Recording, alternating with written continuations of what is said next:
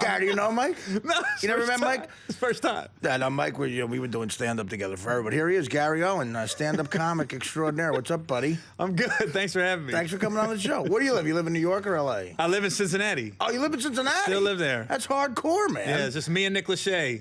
That's it. Does he really live there? Yeah. Do you guys hang? Yeah, no, not at all. I think Bootsy Collins lives there too. It's the three of us. Oh, Nick Lachey. Was he the one married to? He's got a brother, right? He's got Drew Lachey, who was on Dancing with the Stars, and then he's married to the ex-MTV VJ. But he who did Jessica Simpson. Oh, right, his okay, first Jessica wife. Simpson. Okay, yeah, he got out at the right time. There. Larry Flint's also from Cincinnati. That I know. Like to bring that up. That I know. Yeah. I'm from Cincinnati. I know a lot of whores.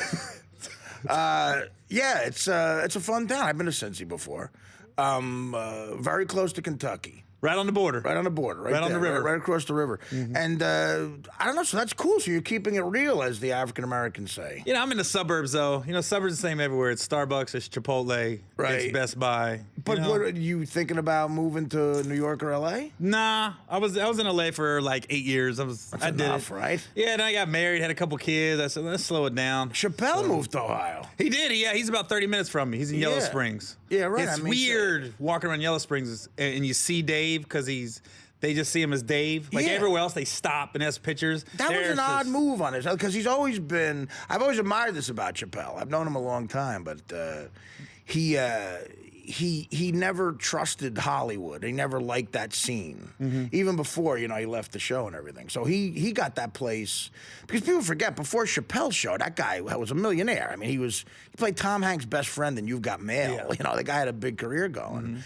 And he moved to Ohio. He got married, had a kid, and just moved to outside of Dayton, Ohio. On a farm, like a legitimate farm. On a farm, yeah. And so, I mean, is there like a scene there that you hang in? I mean, Nah. Just kind of there. And you do the road? Yeah, you just stay on the road. That's the scene. So your agent calls you. Your agent's in who books you for stand-up? ICM. ICM. So it's big-time guys. And you just go around the country and you keep your home base in Cincinnati. Yep, that's it. Do you ever feel like you're missing out on auditions and stuff? Nah, you know what? It's funny, man. Most of the stuff I got, I just knew people. They just called me. I probably landed 2 things off of auditions in my career. Really? 2. And both of them didn't do nothing. Did a movie called College. It tanked. I remember that movie. Yeah. Came out. We was on Friday. I think by Tuesday we was on Redbox, Blockbuster. I've been in a few though. Yeah. Yeah, well, I mean, listen, you're right. I mean, this is a business based on personal relationships. It really is. Like, you know a guy, you think he's funny, blah, blah, blah. Yeah. Like Borschetti, he didn't have to audition for this job. I just called him. No. I was going to say, who didn't get that part? You're looking at the finalist. Math. Yeah, the audition wasn't exactly a cattle call. Sorry, Rocky Dennis. No, but I knew Mike, so I called him up, and thank God he was available. By the way, you didn't mention showering. When do you shower? At 5:30, 6 o'clock. Every day? Around the same time, yeah. Who does your back? I do my own back, really. When's yeah. the last time your back was actually bathed properly? I make sure I take my time with the proper. How do you reach your back? I can't reach my back. I can touch my toes pretty good. No, you can't. Yeah, I can. I'll show you. Touch them right now. Come on now. You can touch your toes. No, you can't. Without bending your knees. No, you bend it, Yeah. Mike. Anyone can do that. I'm talking about, like, I forget it. What? Yeah. Anybody could do that, Mike. Not anybody. It's not easy. I'm saying, when you say touch your toes, you stand, without bending your knees, up, down, Are you all right now? Yeah, I'm good. I feel bad. He's for done him. for the day. Nah, I'm never done for the day. I'm always ready. No, he is ready. He is ready. So what about you with as far as like how many weekends you're out on the road? I would say 40. And how does that affect your family life? It's hard, man. They're used to it, But I say I'm working a weekend if I work one day. Like this week, it's just I'm doing Madison Square Garden tomorrow, the theater at Madison Square Garden. Really? And Oh my God, you're like the Stones. that's Friday, and then Saturday I'm in Charlotte. Then I'm home Sunday. So to Where me, you that's playing a in weekend. Charlotte? Bojangles Coliseum. Yeah. So you're doing coliseums in the Garden. Mm-hmm. How'd this happen? I don't know. How many seats you do? Usually I'm good for about 2,000, 2,500 seats. Yeah, that's So, great, man. So you got a nice following. I do, and it's pretty much 90% black. And then How'd 10%. that happen? I was going to know. All your credits are black Yeah, credits. yeah. I said I'm the only comic I got to cross over to my own race. No, you know? yeah, you just finished a new movie called Ride Along with Kevin Hart and Ice Cube. Yeah. You star in True TV series Upload. Your co-host is Shaquille O'Neal. Yeah. So like how did you infiltrate the black community? Like, You know what? I don't know how it happened. When I first tried to do stand up, they was listening to the radio and they said I was in San Diego, I was in the military. Right. And they said, we're looking for the funniest black comedian in San Diego. So I called, I didn't say I wasn't black, I just entered. Yeah. So when I got there, they was Which like, is oh, fine. it's too late.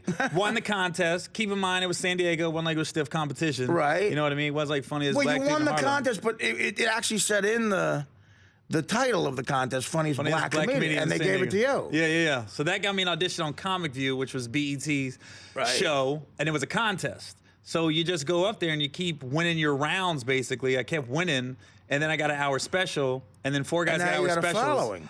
Then they give you the hosting job. So I got the hosting job on BET, and then it just kind of took off from there. And then for some reason, every movie I've been in had a black lead actor. Okay, so there's you're gonna do how many seats at the theater at the Garden? Like about 25? I think it's 5,000. Okay, 5,000. 5,000. You sold out? No, I think we're at about 3,500 right now. 3,500. So, and what percentage of the audience is going to be black? 90. You're kidding me? Yeah. That's Like- extraordinary. It's like the Knicks locker room. I'm going to say. So, wait a minute. So, who opens for you? Tomorrow. Tomorrow. Dougie Fresh is on it tomorrow. He's gonna. do Dougie something. Fresh is going to spin, and he opens for you. No, he's is just like, on. He's just on it. This is like an extraordinary thing, I think. Like, this has never happened before.